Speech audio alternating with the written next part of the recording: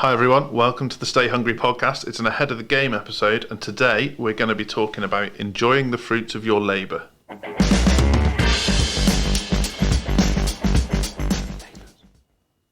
Labours? Did you just so. whisper? I was just about to say, I think it sounded a bit creepy when I actually announced it. Fruits of your labour. It's like, oh, don't tell Emma that. She wanted lots of fruit with the labour she had to go through. Labours, though? Is labours a word? Is labour not plural on its own? Fruits of your labours. I don't know. I'm going to have to Google. We need to hook people in quickly, otherwise thinking, what the fuck have I stumbled across? What are we going to be talking about? Basically, making sure as a business owner that you enjoy it. Because if lockdown's taught us anything, it doesn't matter how much money it's making you. If you feel like shit about it, there's not much point. Absolutely. It's one of the quite a few reasons why I recently asked the team to each provide a breakdown of their perfect day. Give me some of the highlights then. I'm interested. Such a perfect day. I don't know what you're doing now. I feel a bit sick. Walking in the park. What's that song? Lou Reed. Well, it's called Perfect Day, obviously. Well, you know Lou Reed. I know who Lou Reed is, yeah. Oh, right, thank but God your for that. version, not sure. Yeah, they did ask me to do that BBC special You could have version. gone like Lovely Day, Bill with this. I'd have been on board. Oh, I couldn't have held that note. Oh my God. It just goes on and on, doesn't it? Oh. Right, what are we talking about? Totally forgotten. Right, enjoying the... Sorry. Yeah, don't give up the day job. So it was to ask the team to let us know what their perfect work day would be like, because you've got to enjoy the fruits of your labours. Otherwise, what's the point? Might as well just go and work anywhere, go and work for someone else. If you're a business owner, if you're just like miserable all the time or under stress and pressure all the time, obviously you've got to be under some stress and pressure, otherwise you'll never grow or it will take you longer to reach your goals. But if it's all the time, again, go work for the man. Yeah. Or hang on. Can I say that anymore? Go and work for the man? Yeah. Why not? Well, because I might offend somebody who says, well, why wouldn't it be a woman? Oh, I see what you mean. Yeah. Go and work for the machine. Oh, okay, that's better. Yeah. Male machine. But the reality is that the point you're making is that if you're Tell me. building a business or going on setting up a new venture, it could be if it doesn't fulfill you, so you don't get the enjoyment out of it that you expected, there really isn't much point. And Am I going to say something now bad about the business circles I mix in, or obviously can't really mix in too much at the moment because of Corona? I'd probably say the majority of business owners I know... miserable bastards. Yeah, basically. Yeah. I was just, my daughters are obsessed with... Not obsessed, that's right. They're fascinated by money, and they're obviously exposed to all these influencers and people who drive Lamborghinis on TikTok all the time and stuff. And so I do quite a lot of educating my girls around money, because my parents, for all the right they did, they never taught me anything about money. Okay. And I basically learned the hard way by getting into lots of debt. And I want to make sure that my girls got knowing about money, knowing about debt, knowing about profit. So, because I'd hate for them to be in the situation where they end up with all their credit cards maxed out, all that horrible stuff, because it's horrible. So I do want to teach them about money, and I do want to teach them about life, and should they want to go down the business owner route, there's no point doing it if you are going to be miserable all the time. And all these influencers my daughters follow on TikTok, who you think because they have 5 Lamborghinis they're happy. I would say, firstly, they've probably worked bloody hard. You might think it looks easy to get to where they have. Most times they've worked bloody hard to get the money they've got. But also, I'd say a lot of them aren't happy, because what is a sure fact is that most of the super rich people I know are fucking unhappy. Whether they're a business owner or not, they're just really unhappy because someone's after some of their money. They become really tight because they think everyone's trying to exploit them. Even getting a quote for some plumbing works, they just think that plumbing quote's inflated because they've turned up, seen the massive property and thought, right, I'm going to add a couple of zeros onto this plumbing quote.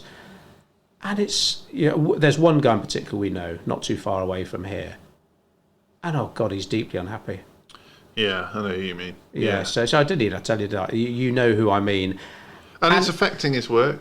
That's the thing, isn't it? His children are really happy.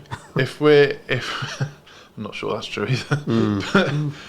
But if we're entirely honest, why this topic came up, obviously this year's been an incredibly tough year for, I'd say, most business owners. Unless you were already in e-commerce or home delivery, you've probably had a shit year. And the one thing that lockdown and coronavirus has done for a lot of people is made them see what they value in life.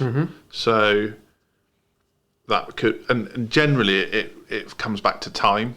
So what you're actually doing with growing a successful business, or whatever it is you do in life, is you are giving something away in order to buy yourself more time. So my wife's a good example.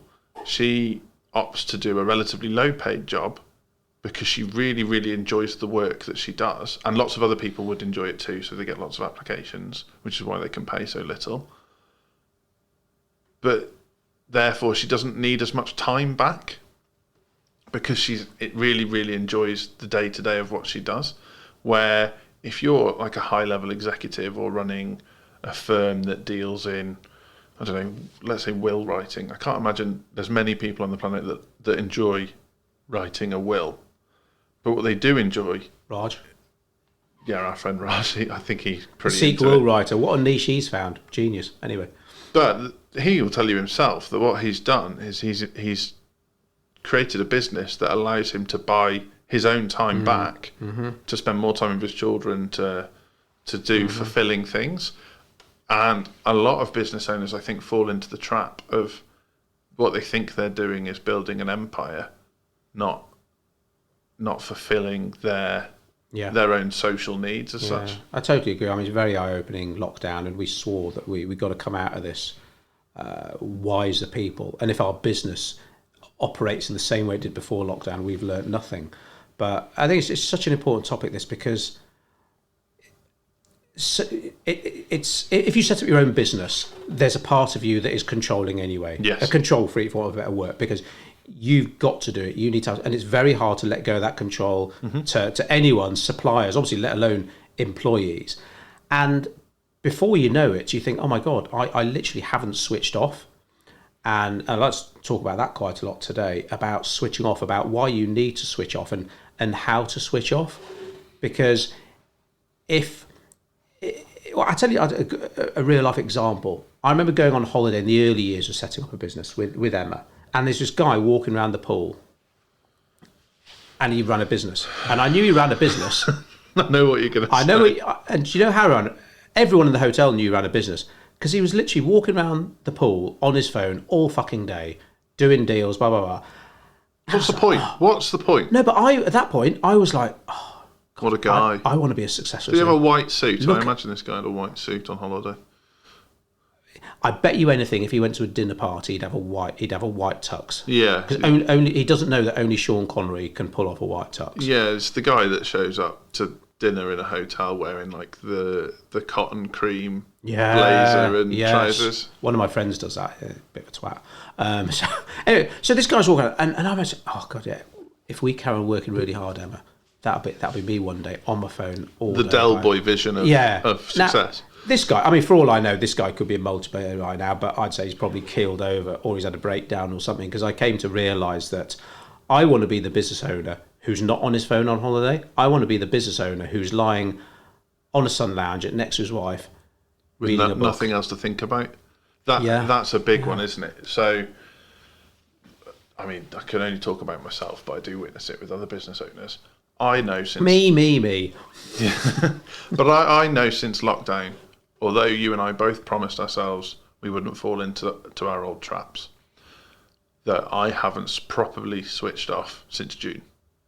Because I justify it to myself by saying that, you know, we're in build the business back up mode. I don't know what month we're in now. What are we, October now? October, yeah. So, you know, we're talking 5 months of solidly going at it. And you find reasons to justify it to yourself. Well, I enjoy my work. There's one. Oh God, yeah. Because both me and you, if we're doing stuff, say at the weekend, and it's making the boat go fast, it's the marketing of the business, for example. There's quite a few things we would rather not. We'd rather do that than not. It's almost like, shall I watch this nice film? Well, actually, no. I'd rather get this Facebook ad sorted. If I reframed that and said that Emma, your wife, or Hannah, my wife, would really value that quality time watching a film together, there's only one choice. Oh yeah, absolutely. There's only one choice. Facebook ad all the way. But it's very easy to fall into the trap of, I enjoy my work, therefore I should do more of it, or I'm doing it for the right reasons. So it might be to support my business partner, so it might be to keep staff in a job, it might be to recruit more people, or you tell yourself, well, I'm making more money by working harder. And again, that's not true. That's a lie that you tell yourself. Yeah, if you're obviously you need to have financial targets and stuff. But if your soul got right, I want to be a millionaire by the time I'm 30. I want to be a multi-millionaire. You'll probably never reach that point where you can take your foot off the gas. And my fear is that's happened to a friend of my wife's who wasn't content with his first million or his second million, had to get to 10 million, just keeled over, dead. And he's younger than me, like mid 45, 46. Yeah, and we both know people who've achieved their so-called goals and then look round and they've got nobody to share it with. Health, wealth and relationships. And if your pie chart of those three is too skewed in one favour, then something's wrong. Because like I say, I've got my health, which is the most important thing. I've got money so I can buy time and look after my kids, or buy their first house, or help towards buying their first, whatever it might be. But I say relationships, if you've got no one to share that with, it's like, well, you're just going to be the sad guy in the bar trying to buy friends. Yeah. So this weekend, for the first time this year, definitely for the first time this year, Hannah and I binge watched a series. Oh, what was that? The Haunting of Bly Manor. Oh, I thought it was a film. No, it's 9 episode series. Oh, didn't realise that. What was that really scary series that everyone's raving on about? That was Netflix. The Haunting of Hill House. So this is it's not a sequel, but it's written by the same people and some of the same cast. Oh, right. Okay, I'm with you. So same characters, you mean? No, different characters, right. Same cast. So wow, it's totally confusing then. Yeah, so same writer, a couple of the same cast. Whole new story. So they do this in American Horror Stories. I haven't seen American Horror Stories, but every season is a whole new story, and they play different parts. Fucking hell, right? That sounds way too out there. Well, it's just like an author writing 2 different books. You there now? No, same characters. I'm telling you, J.K. Rowling wrote Harry Potter, but she's written books not about Harry Potter as well. Featuring the same actors? No. I didn't see Daniel Radcliffe popping up in that. Okay, but okay. Anyway, let's. So your only issue is they didn't give it a different name. My only issue is using different actors, man. Well, there's different actors as well. Well, what happened to Hill House season 2? Christopher Nolan casts the same actors in his films. Yeah, Michael Caine there. That's all right. Right. Anyway, so no, there's no Hill House was based on a book. Mm-hmm. So there is no season 2. Oh, I thought they were doing a season 2. And then Bly Manor is based on the Turning of the Screw. Oh, really? Yeah. So wow. So anyway, so you were watching that over the weekend. My point being, this weekend's the first time we've done that in a long, long time. So is it? Yeah, it's just. It's because you're so bloody sociable. You're always off partying. Oh yeah, partying. There's been loads of parties this year, and the simplicity of literally some microwave popcorn. Yeah, brilliant. Well done. Some microwave popcorn. Sweet or salted? Mix. Oh. Us and the dog. Is that sat on the fence or is it sort of? It's like a mix. Okay. Us and the dog. Curtains drawn. Just watching a spooky series together. And I don't really think it gets any better than that. Just really. Do you get pissed? No, we don't really drink. So yeah, really chilled. Makes it sound like I don't know you at all now. Because you do drink, but you don't. Did you have a drink? No. Blimey, no. So I've drank on 4 occasions this year. Total. Blimey. What about Hannah likes a glass of wine, doesn't she? Yeah. But she's not fussed? No. So the reality why I don't drink is I feel anxious the next day, so it's not worth it. So I was reading an article in Cycling Plus and it's talking about nutrition and whole grain and all that shit. But there's quite a big section on cyclists, runners, loads of mental health problems in the community, and I think there's a reason why a lot of people obviously run and cycle. Yeah. And it's got a big section on alcohol about saying, obviously everything in moderation, blah blah blah. But said if you drink quite consistently in terms of raising anxiety levels and stuff, it's to be frowned upon. And then there's a guy we know. Well, I suppose I could say because he posted on Instagram. A guy called Michael, can't remember his surname. And we bumped into him at the Shoes Club, the tennis a few times. Yeah. Like works in PR. He wrote this massive post on Instagram at the weekend about giving up the booze because of how it contributed to his own mental health problems. Massive long post, and I didn't have a clue, to be honest. Yeah, it's just really, really interesting. Not that he certainly wasn't preaching and I've stopped drinking now. I might have the odd one if I fancy it, but I haven't drunk anything in weeks or even months. But you don't want to get preachy about it, but you forget that there is that link. And I think if you're drinking alcohol quite a lot and you realise that it is a crutch. Yeah. If you can't relax without it, that's not good. I'm relieved me and Emma still together, to be honest, because it was like, is it booze keeping us together? But it turns out it wasn't. It was my fine wit. Yeah, it was when you told her you'd rather do some Facebook ads than watch a film with her. No, did I do any work over the weekend? I did a bit on Saturday, but I'm trying to get. But this is what the whole point of this podcast is about. That balance, because you can't take your foot off the gas for so long that your business starts suffering, because complacency is a bad thing. Yeah. But and we talk. Well, I've also already alluded to it. Being in your comfort zone for too often is a bad thing. You need those odd spikes of pressure. So you have to enjoy yourself as a business owner. Otherwise, why do it? But then part of the reason maybe you can't get to enjoy it as much as you because you're so worried that, oh shit, well, if I stop for too long. And I think switching off for a weekend, I can do that. And there were many a time in both of our lives where we couldn't switch off for a bloody hour. Could I go on a week's holiday? At the moment, I probably wouldn't like to. Or I'd say, right, Emma, we'll go away for a week, but I want to spend an hour a day, and I'll agree with you in advance, right? I don't know, first thing or last thing, I will do an hour's work, because I think the anxiety it would cause, because there's so much stuff going on, basically. I've got that scenario coming up this week. Exactly that issue. Oh, you got a few days off, haven't you? Yeah, so Thursday, I'm away Thursday, Friday, Monday.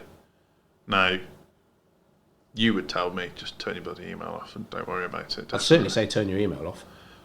But there is definitely, I mean, you can lean on this year as an excuse, I suppose, that the position we're in terms of where we want the business to be and what we want it to do, there is a massive temptation for me to do an hour or two's work every day on that trip. I probably think I'd be letting my wife down if I do. Have you promised Hannah? No. Has Hannah asked? No, she hasn't. Because she understands as well. Hannah's not a business owner, but obviously she's known you long enough. She understands what needs to get done. Yeah, when we booked it, I said, I'm going to have to bring my laptop on this one. I'm not sure that's entirely true now. You should sort your out of office. It's like on your email for sure. I'm away till Tuesday, the whatever. Fuck off. Yeah, no. Maybe not that. I will do that, but there comes a point, doesn't there, where you and I both know that you or me should be able to take a week off and be able to fill that with things we enjoy that aren't work.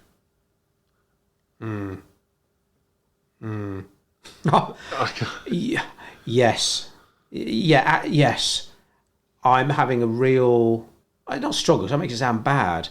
There are certain aspects of the job I've always loved anyway, but there are certain things that we're getting our teeth into at the moment in terms of the marketing of Codebreak that are so exciting. We're writing a book, for example. So viewers, listeners, you might know, Joel and I are writing a book, and it'd be something we've been to do for ages, just have never got around to it. So, right, but I love it. And if I went away for a week now, it would probably get to the point, I think, where Emma would say, "For fuck's sake, do some work," because you're getting on my nerves. And it's a little bit dangerous. But I think that's a lot different to just being sat by the pool on your laptop, sending emails and pissing around with Excel. So I know something that you and I could both do that I think is constructive without being too worky, is read a book. Oh yeah, I could read all day. So that Warren Buffett reads all day. Not that like I'm Warren definitely Buffett, taking books away with me. Books or audibles, or does it matter? Or Books, I'm better at books. Audibles I kind of lose track of, and don't quite soak it in. And me, I like. Are we just old? I like the cycling magazine I was talking about. It wasn't online, although I'm sure there is an iPad version. Just a magazine I can read, flick pages, turn pages over. I've done something really progressive for this holiday, or in my mind, really progressive, which definitely makes me sound really old. Oh, go on. So it's a cottage in Wales. Got a hot tub. That's pretty much what we wanted. Whereabouts in Wales? Just near Cardigan. So we're going to take the dog down on the beaches and. Are you taking George? Yeah. Oh, okay. I think I'm really smart for this, and anyone listening now is going to be like, a guy who runs a marketing agency that does digital stuff thinks this is really smart. What a dickhead. I've done an online shop to arrive an hour after we do at the cottage. As opposed to what? Don't you do that when you go away to a cottage anyway? I've never done. We've never done that. So normally we would take a box full of food with us, or pull into a supermarket half an hour before. But the food is coming to us, and I feel like a champion. The wonders of the interweb. Yeah. So Tesco's. Mm-hmm. How much have you ordered roughly? The products? What's the worth? Oh, like 50 quid or something. Oh, okay. Because my mum found out after doing her first order, which is we set her up on Tesco's. And to be honest, maybe other supermarkets do the same, I don't know. But she hadn't realised that, I think tucked away in the small print was if your order's less than 40 quid, your delivery charge goes from £4.50 to £8.50. Really? Mm. So we are members of Morrison's. Oh, are you? So we pay £35 a year, and we get, for that £35, we get free delivery Tuesday, Wednesday, or Thursday. Well, that's a smart idea. So the reason we did that is everyone went mental in lockdown. Now, I remember your Morrison's. Fucking hell, couldn't buy anything. You couldn't shop online. You couldn't get a slot. But if you were a member, you get priority. So we were like, well, for 35 quid, we'll definitely get 35 quid. What a smart idea. So, Who Gives a Crap, our toilet paper supplier. So when lockdown hit and everyone went toilet paper crazy, they sent an email around to all their customers saying, rest assured, we'll be looking after our clients first, not people who are jumping on board now they need toilet roll. And so we knew that we were still going to get our supplies. And it's those little touches that, in terms of loyalty, even though we talked about loyalty recently, until something better comes along, they're ahead of the game. And I didn't know Morrison's did. That's really good thinking. Yeah, Tesco do it and Sainsbury's do it too. They? But we like Morrison's because their fresh stuff's really good. So that's cool. Excellent. So if I said to you, 3 things on your bucket list, so talking about enjoying the fruits of your labour or labours, depending on what we Google after this, 3 things on your bucket list, what would they be? It doesn't have to be the top 3, just 3 things. We always said for Emma's 50th, we do a road trip around California with the kids. Emma didn't want the kids to come by, so that's a bit unfair.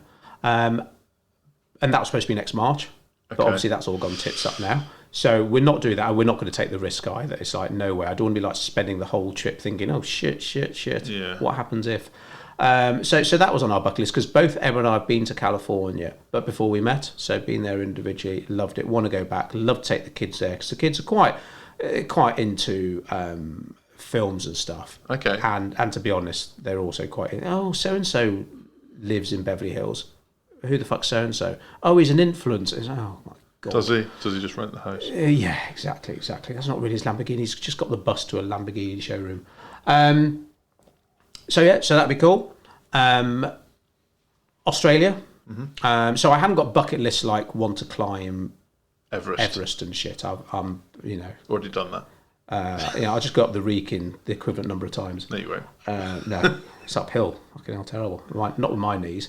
So my dad was in the Second World War. His family was shipped over to Australia. So he was a boy, and to Perth. And he when he grew up, he always wanted to go back, and he never got the chance. And so I said, right, we'll go to Perth. And we got some friends who live to Perth. We've got family in Perth. Have you? Yeah. I don't want to see them. Lovely. and so that's to go to Australia. We watched. This is how sad we are. We like watching Portillo, his train journeys. Yeah. He takes his train across Australia, but that's pretty expensive. But there you go. We'll do that. And then, to be honest, it's not a bucket list thing. But the time I've always appreciated my time at home, but my time at home during lockdown was, whilst understanding how tough it was. Well, you didn't enjoy it too much, and there's certainly periods I didn't enjoy. But being forced to spend that time together, the weather was nice, the dogs, the cats, the kids, all together. Our time at home now is even more enjoyable than before lockdown. And that's almost like a bucket list that I every evening, Emma and I say, God, this is nice, isn't it? The fire's on, we're watching some box set. You're not taking it for granted anymore. Not taking it for granted. Yeah. And I'm sure there's loads of things I'd love to dive here and climb this and climb that. But if you ask me right now, well, I suppose it's not a bucket list thing, but it's something I really appreciate and put a lot of value on. No, I think that's a good one, because obviously as a business owner you can fall into everything's about goal setting and visualization and reaching for things. But if one of those things is within reach and you're actually not enjoying it and not and you're just taking it for granted, that's really sad, isn't it? And yeah. I suppose, people want to climb Everest for whatever reason. People want to cycle across America for whatever reason. I'm all for doing challenges and stuff, but to be honest, pretty happy with the challenge of running a business. Well, I saw Brad Burton post yesterday, like 94% of businesses go tits up within 10 years. I thought, we've done all right. That's an accomplishment for me. I don't feel the need to do some kind of challenge. Although, I rode on my bike, as you know, last month for charity, and that was enough for me. And I'll probably do a few things like that. Yeah. But nothing major. To be honest, just quite happy switching off, and the business is doing well. The guys, the team, run the ship, and I'm on my little train going across Australia. Checking into work when I want. Stick my nose in, cause a bit of trouble, fuck off. That'd always be my ideal. It beats the sound of retirement anyway. Retirement scares me, that thought. Yeah. I can't imagine you sat there just... I'll never retire. I'll always have my fingers in a few pies, I think. What do you want? What do you want to do? Because obviously you've done quite a lot. You've gone to Japan. You've done your safari. Oh, I'd like to do a safari actually. You've done that, obviously. I'd recommend that to anyone. That was awesome. My wife is very, very well travelled. So sometimes she's the worst person to invite to a dinner party because somebody tells a story and she's done that. Already done that. Let's not talk about hunting. But one thing that we both individually wanted to do is go and see the orangutans in Borneo. They've got so much chest to do, you know. I know, Hannah knows them. So why'd you go to Borneo? Okay. Hannah's already been to Borneo, but when she got there, she had dengue fever and had to spend the whole time in a hotel or in hospital. And so never got to see the orangutans. Hang on. Didn't she get ill when you went to see the space shuttle? No, that was my ex, but good podcast, Andy. Moving on. I don't know which is worse. That's how long me and you have known each other. And that's why you're a nicer guy than me. You didn't go and see the space shuttle. You stayed with her. Yeah, she had a migraine, so I looked after her and missed the space shuttle launch. I would have gone to the space shuttle launch. At least I can do it with Hannah now. Well, if Hannah gets a migraine, you have to stay with her because you can't go and see the space shuttle, could you? She wouldn't get a migraine. So sat down with Holly yesterday and we were watching a National Geographic channel, which I don't know why we don't watch more of that. And we caught the end of the documentary of the NASA SpaceX mission. So it's like Elon Musk, like seeing brilliant. So add that to my bucket list. Why did you get a movie costume designer to design your spacesuit, Elon? Because it looks cool. Good answer. Yeah. Good answer. And he looks orangutans, that's got to happen. Are they only in Borneo? No, Sumatra as well. So all the same part of the world, really? Yes. So it's not like you could go and see one in Eastbourne? No. Unless you went to Eastbourne Zoo. Is there Eastbourne Zoo? Lots of old people in Eastbourne. I don't know about monkeys. Anyway, so that's one. That's a big one. I'd like to do Route 66.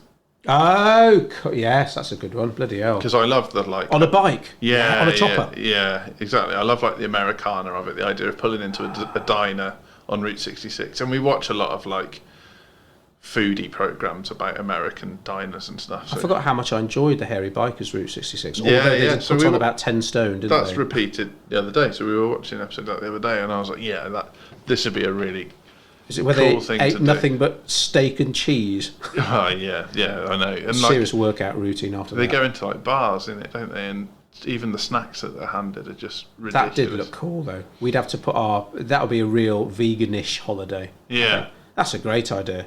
yeah. So they're the two biggies. So it's Chicago to LA. That's probably the easiest way to do it. Yeah. So Oh, that sounds cool. Yeah, not sure about the Borneo thing, but yeah, Route 66. so they're the two big ones that we both agree on. And So what's, not that we could just give advice to business owners who are in so many different situations, but to go to Borneo, it ain't a day trip. So you're going to be there for at least 2 weeks. So switching off for 2 weeks, or would your advice be, well, agree a time and a duration of checking in. So right, okay, we'll go to Borneo for 2 weeks, but at 8 o'clock every morning, I'm going to do an hour's work and then it's done. Or are you saying, get your business to the point as quick as possible where you can fuck off for 2 weeks and your team is running everything I for think you? if you can't leave the business, you haven't got a business. You've got a job. I know that's a real cliche. What's your definition of leaving the business? You mean literally not allow checking it to just look after itself for a short period of for time? what period of time? Well, so I would say, and I think you'll back me on this, I am the prime example of a business owner that doesn't switch off. And so I went on honeymoon last year for 11 days. And I would say behind closed doors away from me, you would have certainly said to someone, I bet you at some point Joel checks in with work. Yes. And I didn't. No. And it was a miracle. I mean, I literally made it very clear to the team as well. I said, I don't care if you send them a carrier pigeon. There's no form of communication to be honest, Joel. Carrier pigeon, email, text, WhatsApp, workplace. Because I literally will sack you on the spot. yeah. Because believe me, I thought I made it clear when you got married, but someone still failed to understand the instruction on that. Emailed a problem on my wedding day. Brilliant. But I just copied him in the email. That's still fucking communicating with him. Anyway, I've got over that now. So the point being, there's some pot kettle black going on here. I'm very much, I'm speaking to myself as much as I'm speaking to the audience here. You didn't think I'd be able to go on honeymoon and be present on my honeymoon for the whole 11 days. And I made a promise to myself that I would. So I deleted email off my phone. I took all the apps off my phone. I didn't take my laptop, which is unheard of. So here's a question then. Did that, in hindsight, make you more anxious than if you'd taken your laptop and did an hour's checking in a day? I was worried for the first half of the first day. So I was really concerned.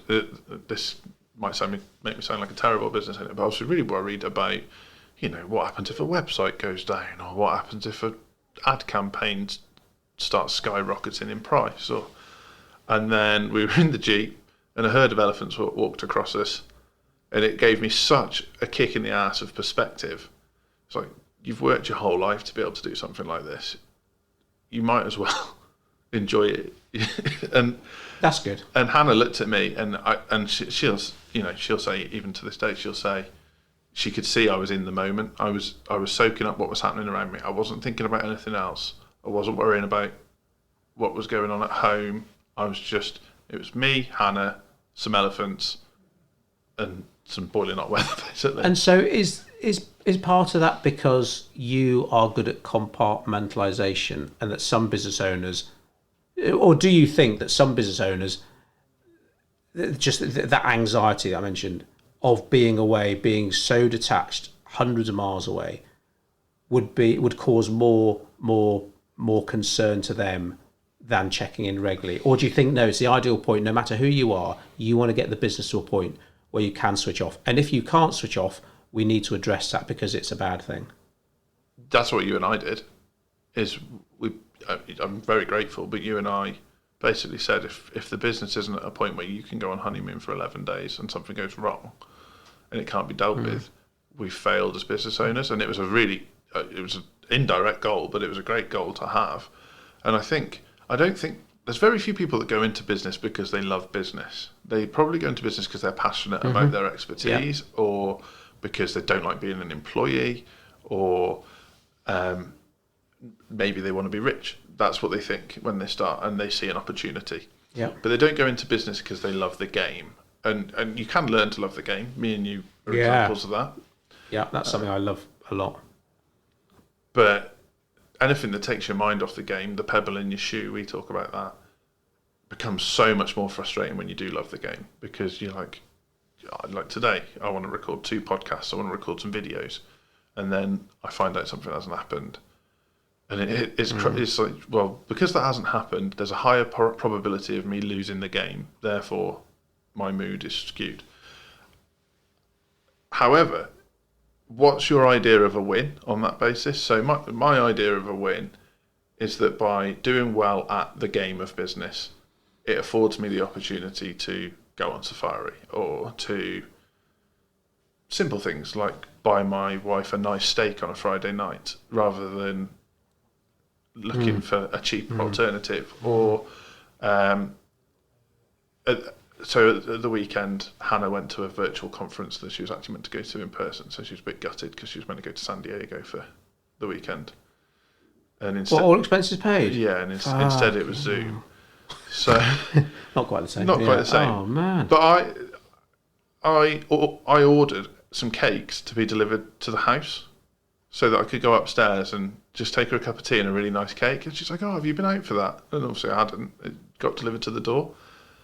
But that's a real win for me. That's something when I was employed, I probably wouldn't have stretched to that. It was been a bit much. And those little things can amount to a lot. And I think if you can't take yourself out of your business just for 10 days or 2 weeks, kind of what are you doing it for?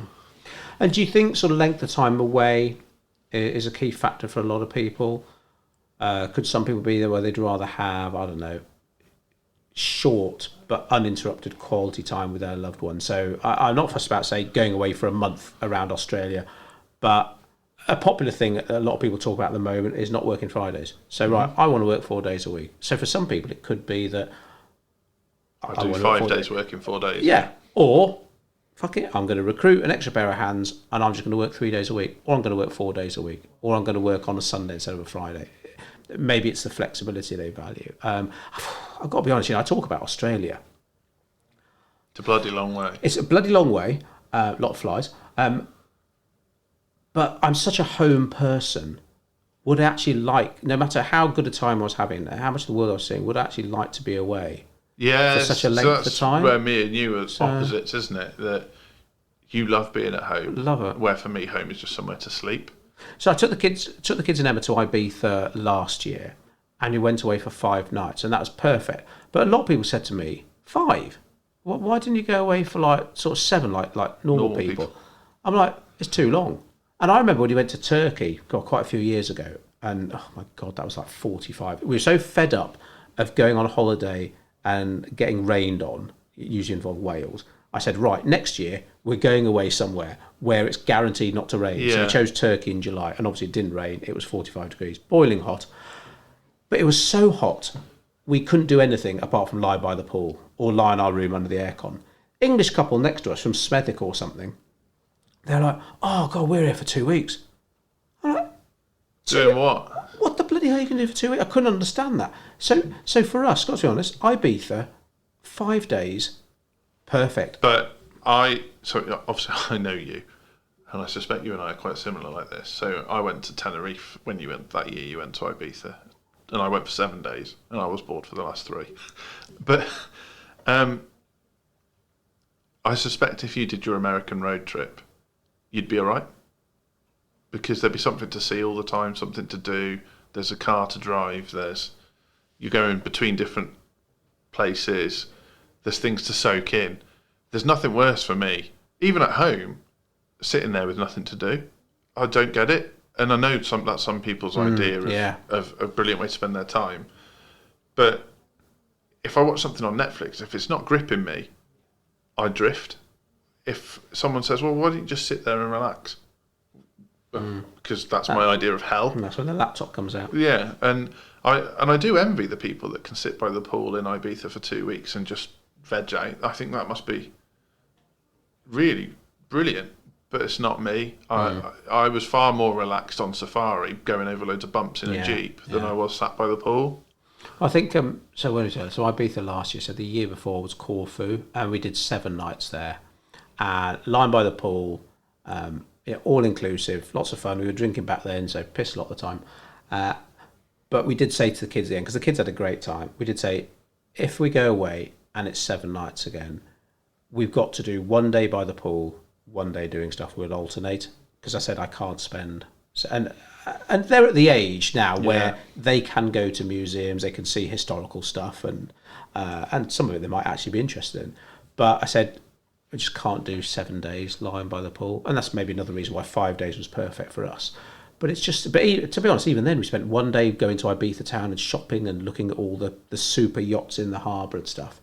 And my kids are at the age where I can do stuff with them now, and that's massive. But even, when you looked at lockdown, the biggest takeaway for me was when Holly said, it's not the fact, and Holly's only 10, it's not the fact that I'm spending more time with them. It's the fact that the time with them, I'm not on my phone. Yeah. And so I've always spent a lot of time with my kids, but lockdown made me realise that a lot of time we might have been in the same room or at the same table, but I was on my phone, and a lot of that was social. About stuff. A lot of it was social media management and all this stuff. It's like, wow. And it was a real wake-up call for me to realise that some, not all, but some of the clients who demanded the most, whose social media we managed off the clock, Christmas Day, evenings, weekends, whatever, they were the first ones to jump ship when Corona hit. No loyalty, no notice, just shit's hit the fan for us, Andy. Thanks, but we're fucking off.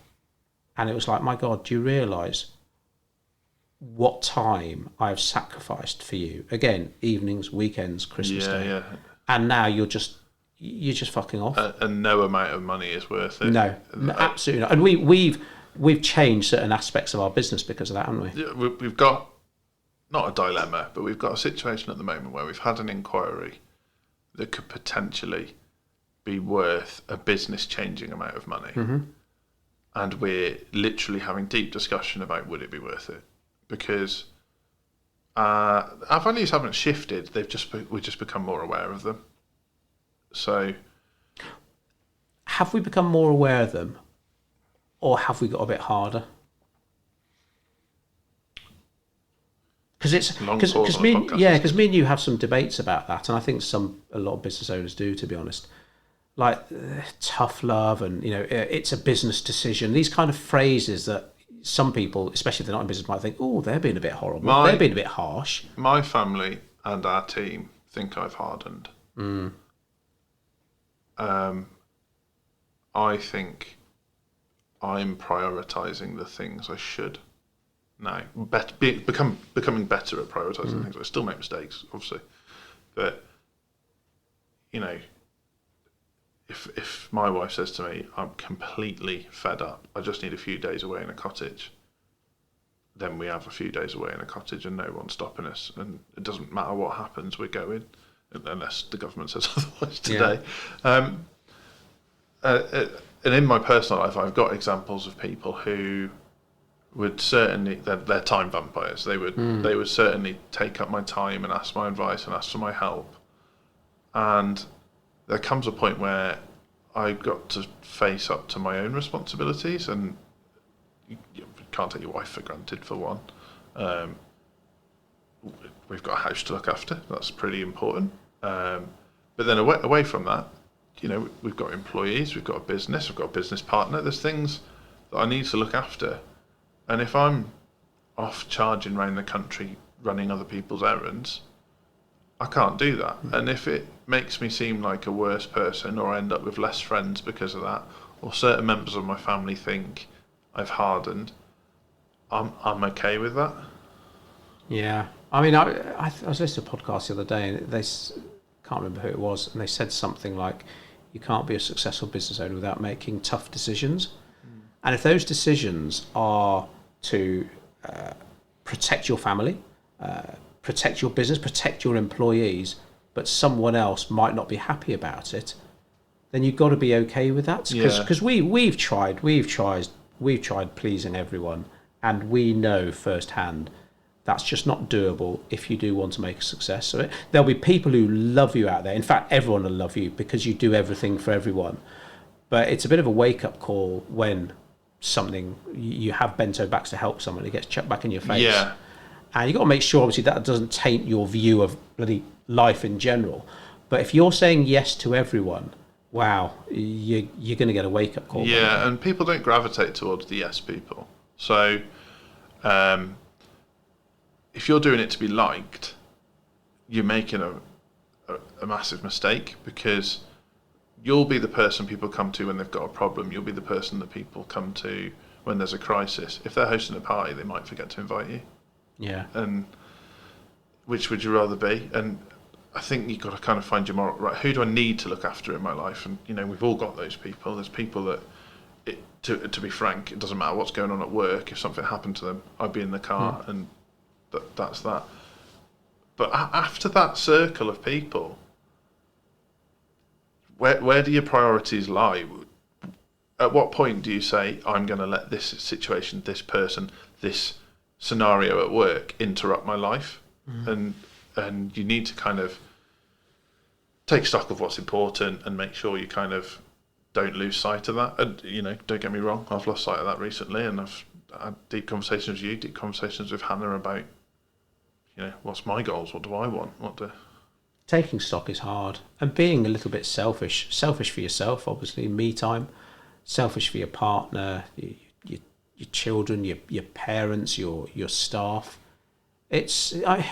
We found that saying no has, I know everyone's using the word empowering and empowered all the time now, but saying no is very empowering. Yeah.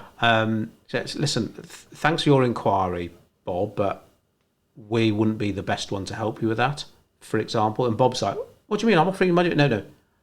I'm choosing as a business owner not to take this any further. Or can I just pick your brains, which we've done bloody videos and podcasts about that before, but those time vampires, as you called them, who are like, can I just pick your brains? And obviously because we're so nice, oh yes, of course. And then you think, I've given them like an hour's consultancy free of charge, but that's okay, I can live with that. And then the next week, Joel, Andy, can I just pick your brains quickly again?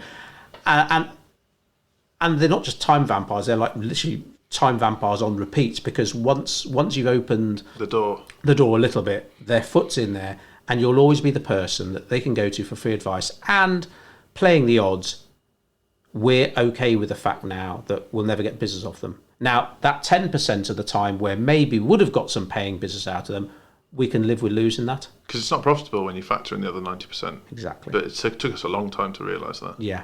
And it's still hard saying no. We're having to say no to someone at the moment now. And I know they're going to moan about, or just think, well, how rude or how strange. Why would they say no? We're literally trying to give you money. It's like, no, it doesn't work like that. And it took us a long time to realise that. We know a really successful businessman that's struggling to understand why we won't do his website. Yes, yeah. So it's, yeah. So to sort of wrap things up, what would you say is your number one tip for enjoying the fruits of your labour, knowing that we don't always do this? Simplest one, which people are going to say, oh, no shit. But when you think about it and actually do it, in fact, if you can do it, it's almost life-changing. It's putting your phone away. If you're interrupted by business stuff, mostly through your phone, put your phone away. So when you sit down for dinner, hopefully that goes without saying anyway, although I do know people who are incapable of even sitting to have dinner without their phone next to them. Certainly, when you're spending time with your children, your partners, to watch a film without your phone next to you. And it's hard to do because, say Emma and I were like, oh, God, what have we seen that bloody actor in before? I'll just hop onto IMDb and then, oh, look, the trivia about this film. And before you know, it's like, you totally lost track of time. But putting your phone away is one of the easiest but hardest things to do. But certainly in terms of being able to switch off. And I think for me, the main point of this particular episode is the importance of switching off. Even from business critical stuff, certainly from if you write down the stuff that you're having to do, if there's stuff you shouldn't be doing, firstly you need to get rid of that. So whether that's a member of staff doing it, whether it's outsourcing it, you've got to get that off your desk. If you're there fanning about with Excel reports and stuff, that, to be honest, a trained monkey could do, and a monkey that hasn't been trained that well. Oh no, but it saves me £5 an hour. Oh, it saves me £10 an hour. Those £10 an hour tasks, like you alluded to earlier. Okay, it's £10, but you're actually making £90 because you can focus on the business growth stuff. Yeah. So eliminating those firstly, eliminating your phone, or having a better relationship with technology would be my first tip that pretty much anyone should be able to implement. And it's not that deep either, but it's amazing what happens when you can do it. I'd find that hard to implement, definitely, because I associate my phone with my social life, my social nosiness. Well, you know how big Apple fans Emma and I are. We've now stopped wearing our Apple watches, and we bought Garmin's because they got better fitness functionality and stuff. And it's quite cool having actual press buttons rather than touch screen. That works well. And the battery life I made this last for a month. But oh my God, Emma said it's like a weight she didn't even know had on her shoulders has been lifted. Yeah. Because if she's not next to her phone and someone tries to call or message, or someone tags her on Facebook or Instagram, she doesn't know about it. And she's like, oh my God, it's amazing. And it made me realise I've forgotten what it's like to be non-contactable. Yeah. Oh my God, it's wonderful. Yeah, I honeymoon. That was the beauty of being in the middle of the Serengeti. Is you can't get. Was it amazing? Did it? Apart from obviously seeing the amazing act, just to think, oh my God. Do you know what the sad temptation is? If there is 4G in the Serengeti, but I didn't have a Tanzanian network provider or whatever. But some of the Jeeps have Wi-Fi. Blimey. And do you know what you saw every time a Jeep with Wi-Fi went past? People hunched over their phones. Too busy posting it on Instagram to soak in what they could actually see. So they spent more time posting the picture on Instagram than they did watching the creature itself. And that's awful. Wow. Do you think some of that is because a lot of people are taking pictures on their phone, or whilst I'm taking the picture on my phone, I might as well share it rather than, you probably had your proper SLR camera. We both had a camera. So you just took it and then you just download them at your own convenience. So you'd normally, you get back to like the lodge or the camp or whatever you were staying in that night. And what we agreed was that we would both download our favourite pictures off the camera onto our phone and do one Instagram post between us so that friends and family could have a nose, really. But no more, I'll just have a quick surf, or I'll have a quick... No, like obviously the odd text message comes in from mums and stuff and you say, oh yeah, we're fine, haven't been eaten by a crocodile, love you lots, see you soon. Yeah, exactly, go away, I'm on honeymoon. But I think you've hit the nail on the head, really. If you can't switch off and put yourself in a position where you don't need to think about the business for... I mean, really, it's practice, isn't it? You should be able to do it for days, but if you can't do it, just start with your phone. Then think about taking your email away, so you can only do email in work hours. I know what harder business owners than us would say. They just fucking make that break. It's your own fault. So when you think about, but I need email. Well, that's your decision. Oh, but I need to do this job. Well, again, that's your decision. Outsource it. I can't afford to. Can you afford not to? Take a loan out, pay someone 10 quid now to do the task. Does your business work then on that basis? If you can't afford to outsource it, is your business viable? And that's obviously a whole other podcast, but a whole podcast series. Because we know we're in this with you that we've been there. We're still there to an extent. Yeah. Oh God. Sometimes I'll find myself, not often at all, but doing stuff in Excel that I know one of the guys should be doing. But it's just easy if I just do it now. And then it's done. It's out of the way with. But then you have to do it next time and the following time. And then people get used to you doing it. And then you're back down the rabbit hole. Yeah. And I don't want the team to know that I'm doing either, because they'll be like, well, we know Andy's supposed to be working on the marketing of the business. Why is Andy, the business owner, fanning about in Excel?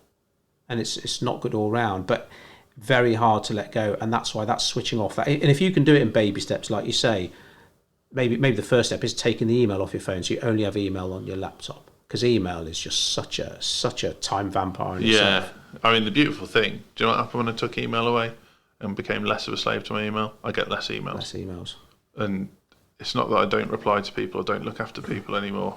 So just if go. you're listening to this podcast and you're nodding away thinking, oh God, yeah, I've got customers who they'll email me and they're on the phone 5 minutes later because I haven't replied, because We've all been there. I've been there. It's like, yes, because you've trained them, your fault, you have trained them to expect a reply within. I mean, there's one of our suppliers I deal with, literally I'd be dialing 999 if he didn't reply to an email within 5 minutes. Yeah, because everyone's under the false impression that responsiveness is a unique selling point, when actually it's the easiest thing for anyone to do.